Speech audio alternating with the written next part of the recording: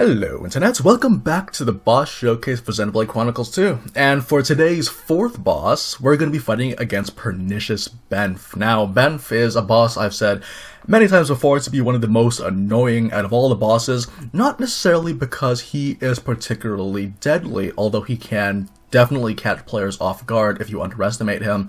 What makes him so annoying is the fact that he can constantly crowd control the tank by knocking them backwards constantly, as well as launching the entire party with certain attacks. The name of the game for this one is just to survive as best you can. The accessory loadout and party loadout that we're going to be using for today's video is actually exactly the same for Gladiator Orion, so you can see that the focus here is survivability, because as long as you're able to survive, you're going to do just fine.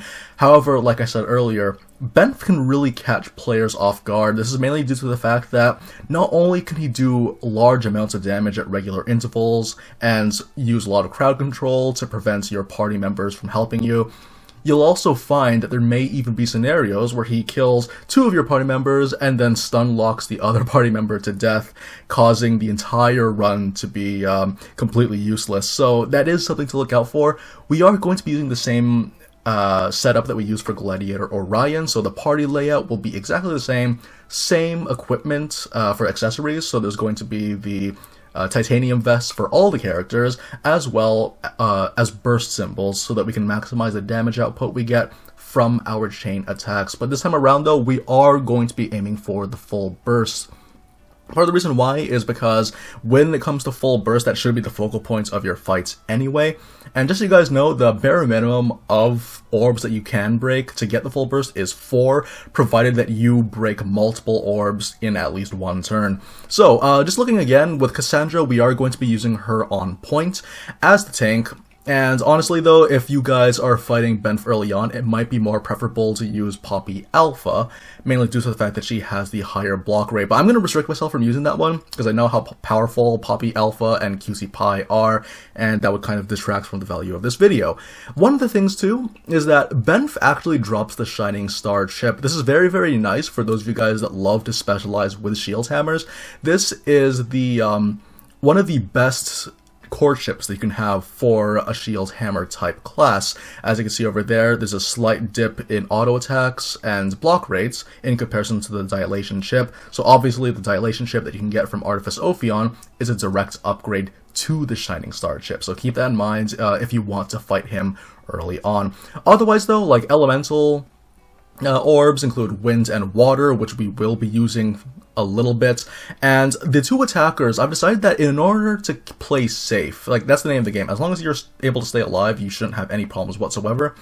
As long as you have your at least 2 healers per attacker, then you should do just fine. Again, the name of the game isn't really to build damage, it's to build orbs.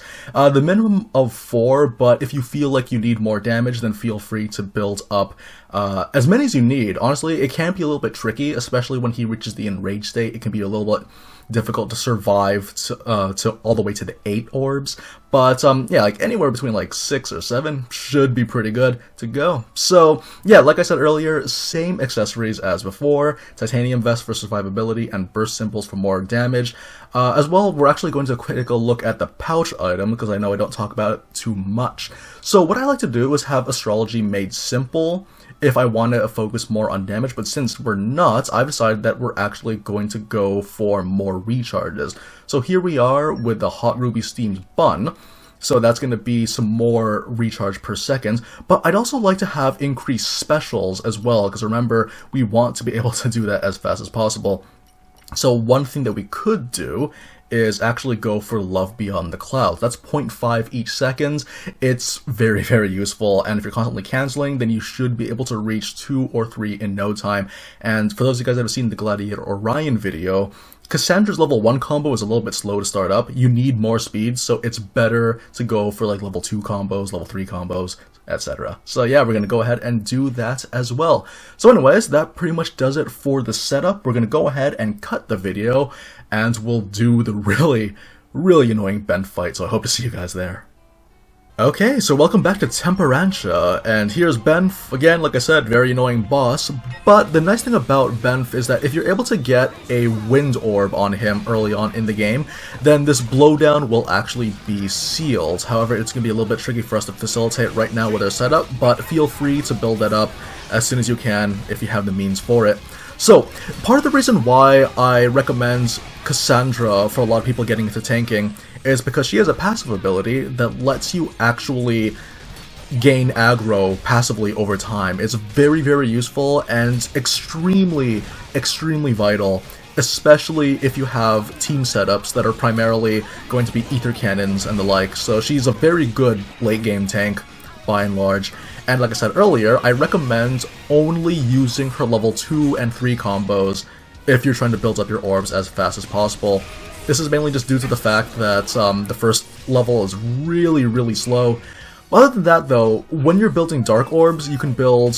when you're using your dark specials, rather, you can easily build a earth and dark orb from the first 2 levels from yourself, giving plenty of time for your teammates to build at level 3.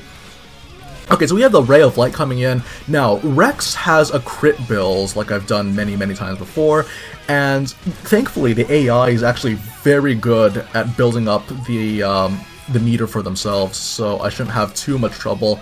Should expect the Heaven's Bolt right on time, right when I mentioned it.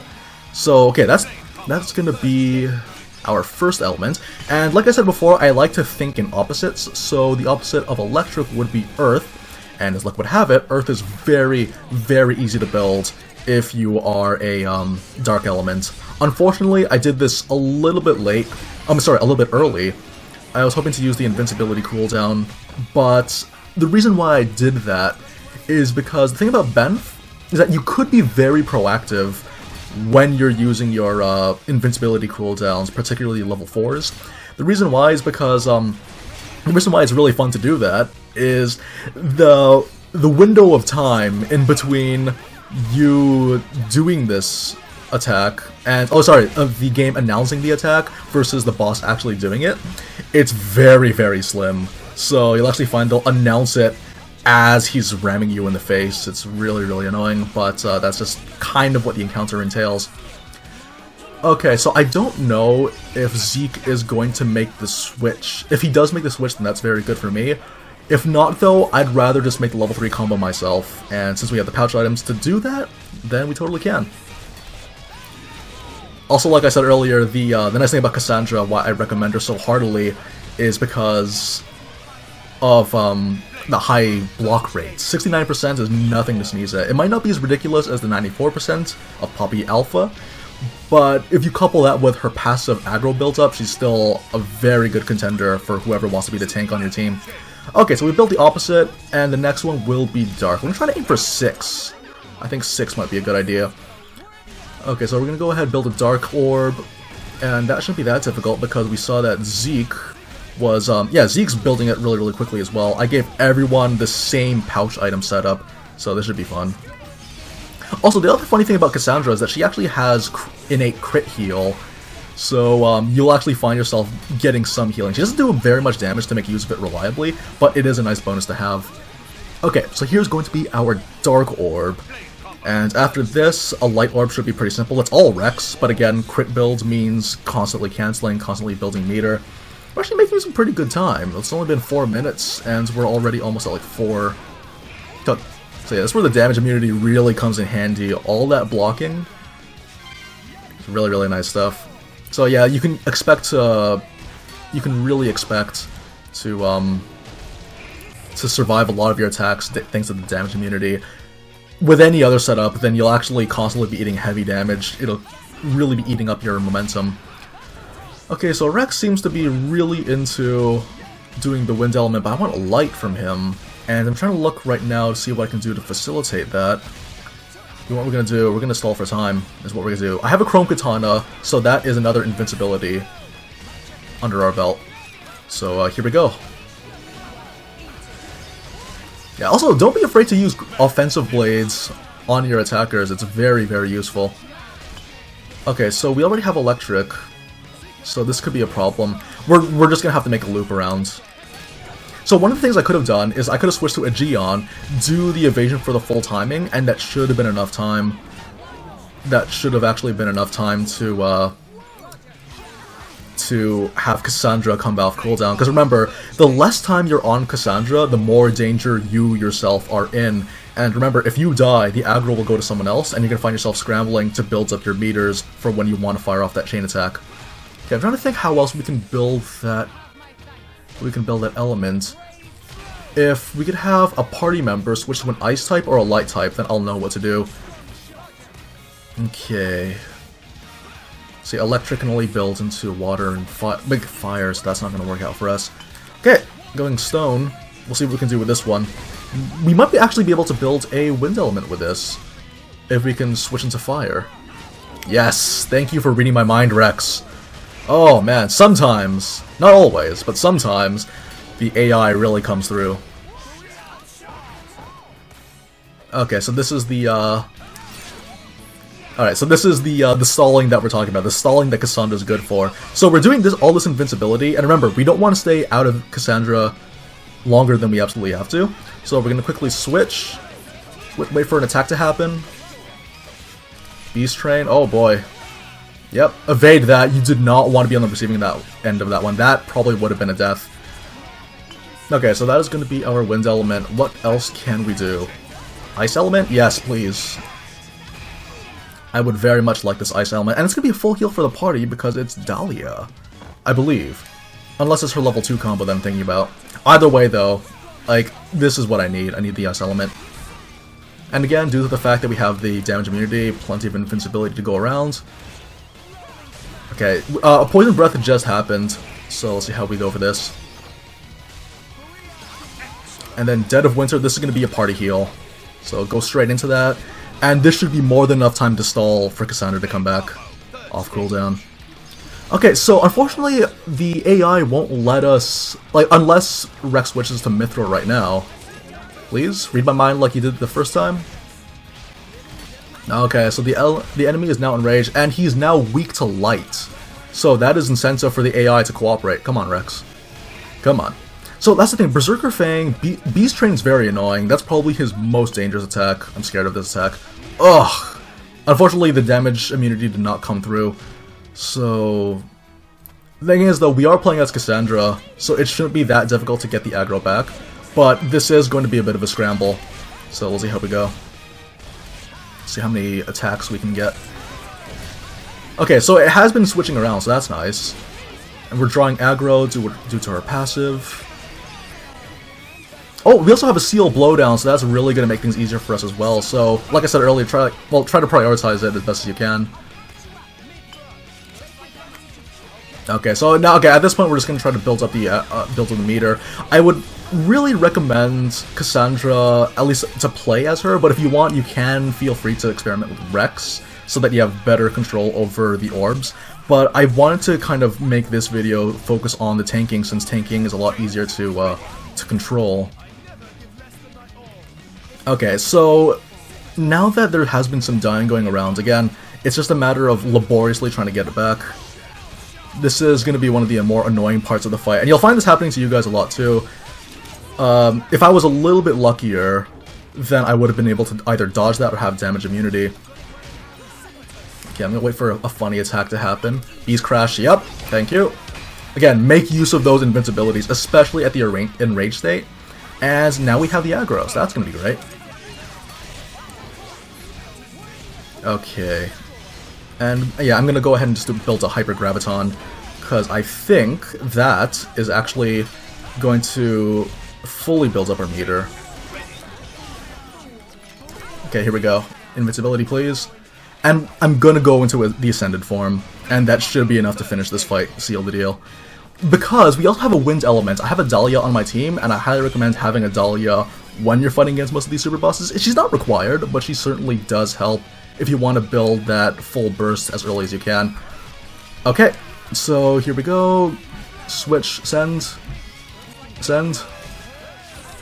Awesome, and we're off to the races.